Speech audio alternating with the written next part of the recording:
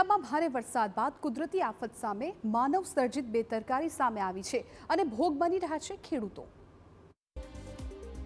કામરેજ, માંડવી, પલસાણા, મહુવા અને ઓલપાડ સહિતના 5 તાલુકાઓમાં 15 જેટલી ખાડીઓ છે, જ્યાં વરસાદમાં ઓવરફ્લો થતા હજારો એકર ખેતીની જમીન પાણીમાં ગરકાવ થઈ ગઈ।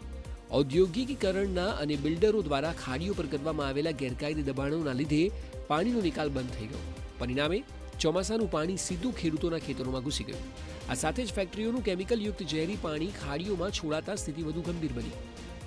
ઔદ્યોગિકરણને કારણે ખાડીઓ પુરાઈ ગઈ છે। ખાડી કિનારની જમીનમાં એને કરાવીને બોગસ રીતે પુરાણો કરી દેવામાં આવ્યા છે। એને કારણે ખાડીઓના મુખ પર ભારે દબાણો ઊભા થયા છે।